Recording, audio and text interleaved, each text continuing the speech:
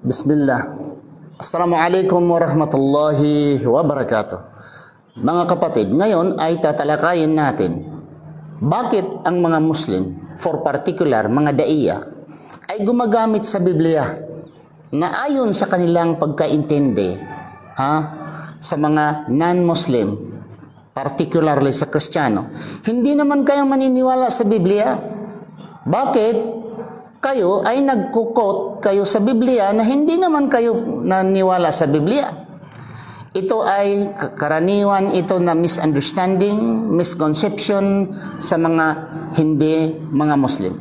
Mga kapatid, ibalik ko nga yung tanong ninyo. Lalo na sa mga debaters, mga Christian debaters, yung mga Catholic faith defender, mga Baptist, Seventh-day Adventist. Hindi ba kayo gumagamit ng Quran? Gumagamit kayo ng Quran, di ba? Pwede ko bang sabihin nga bakit gumagamit kayo ng Quran? Hindi naman kayo naniniwala sa Quran? Vice versa lamang. Gumagamit kami sa Biblia, hindi kadahilanan nga hindi kami naniniwala, hindi rin rason na kami ay naniniwala. Dahil marami ho sa Biblia nga karapat dapat sundin at tanggapin.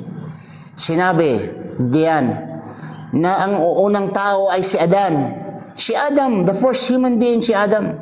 Nilikha siya ng Panginoon. Hindi ba namin pwedeng tanggapin yon? Ano pa? Si Eva, ang unang babae nilikha ng Panginoon. Nagkasala si Adan at si Eva. Nagkaiba lang nga, dahil ang kasalanan nila ni Adan at ni Eva, minana sa Kristiyano, minana ang kasalanan ni Adan at ni Eva. Pero sa Islam ay hindi ho minana. Ang kasalanan ni Adan ay kang Adan lamang, ang kasalanan ni Eva ay kang Eva lamang. Nagkotho kami ng Biblia, for particular, sa mga verses na ginagamit namin panglaban, lalo na sa yung tinatawag na salvation, Trinity, o ano pa. Dahil kung gagamitin namin solidly ang Quran, ay hindi naman kayo maniniwala. Sasabihin ninyo, ay Quran kasi yan eh. For example, bigyan ko kayo ng example. Okay? Sabihin namin sa aming Suratul Ikhlas, sa chapter 112 sa Quran, nga si Allah walang anak. Nag-iisa, walang anak. So, hindi kayo maniniwala nito. You will quote John 3:16 nga ang Diyos ay may anak. Kung ikot namin sa Suratul Maida na ang baboy ay haram, ang dugo ay haram, hindi kayo maniniwala. Dahil sabihin ninyo, pinakain na, hinugasan na lahat ng pagkain sa kamatayan o sa dugo ni Kristo. Sabihin namin, dito sa Quran, ang kaligtasan sa tao ay pagsunod sa batas ng Diyos. At sambahin ang nag-iisang Diyos nga si Allah, siyang isang Diyos nga tunay, hindi natutulog, hindi namatay, hindi nagpahinga.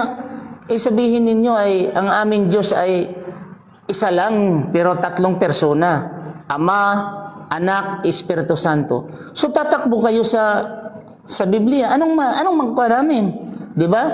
Bagang mag-discuss tayo, nandoon kayo sa kabilang ring, parang boxing, nandoon sa kabilang ring kayo, nandito naman kami sa kabilang ring.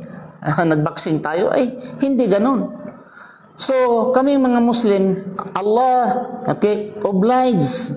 encourage the Christians to study and to find mistakes in the Quran. Pero kung ayaw ninyo, hanapan namin ng mistakes or mga shortcomings nandyan sa Biblia, ay mga kapatid, sa inyong problema na yan. Dahil dyan na makikita talaga na ang Biblia is too weak, very weak ang Bible, dahil ayaw ninyo ipagamit namin ang Biblia. So yun ang kadahilanan, brother. Pag gagamit tayo ng isang basahin, hindi nangangahulugan, naniwala tayo. Example lang nga, kayo ay sa mga non-Muslim, nagbabasa sila na ng comics. Nagbabasa sila ng wakasan. Yung comics, I don't know kung mayroon pa nga yung comics or wakasan. May nagkuhan sila ng ano pa mga basahin, magazines. Naniwala ba kayo sa lahat ng nasulat diyan? Hindi. Kung manonood kayo ng drama, example, mga palabas sa GMA, yung mga drama-drama sa GMA, di ba? Nanonood kayo? Naniwala ba kayo? Yung pinabalabas na drama sa series, mga teleseries nandyan sa GMA, naniniwala ba kayo? Pero nanonood kayo. Di po ba? Hindi po ibig sabihin pag nanonood tayo ay naniniwala na tayo. So, timbang-timbangin natin, iisipin natin, at ito ba ay hindi against sa ating paniniwala, kami mga Muslim, anything na nasulat sa anumang aklat, sinasabi sa anumang reliyon, basta will not go against the Quran or the doctrine of Islam, maniniwala kami yun. We accept. It is correct.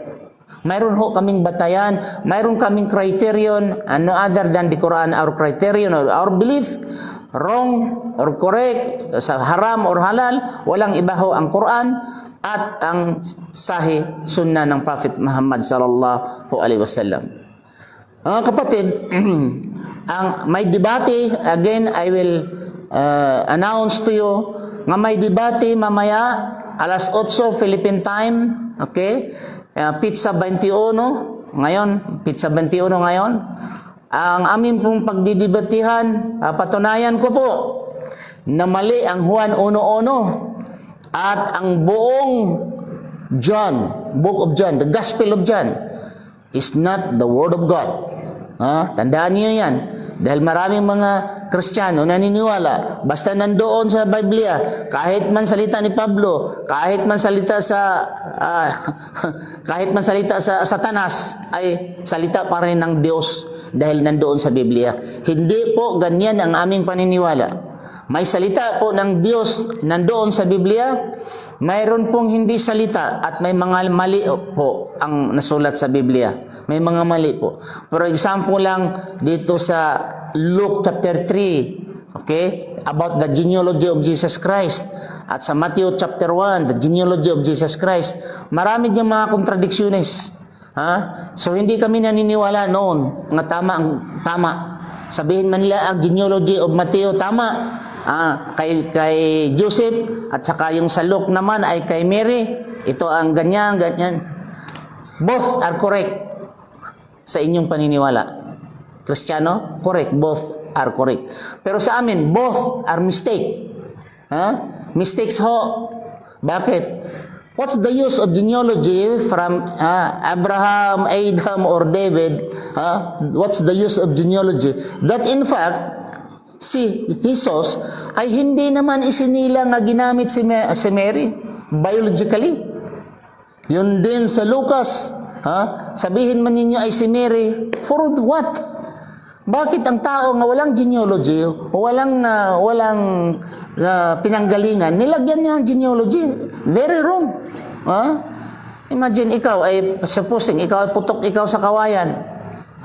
Lumabas ikaw mula sa kawayan, tapos sabihin ko ito ang tatay mo, ang lola mo, ang ganito, hanggang dumating dito kay Adan. Putok ka sa kawayan di ba? So hindi po katanggap-tanggap namin mga Muslim. Ang nandyan sa Bible ng aming paniniwalaan, nagsasabi, diyan sa Isaiah ang dami, ang Diyos ay nag-iisa lamang.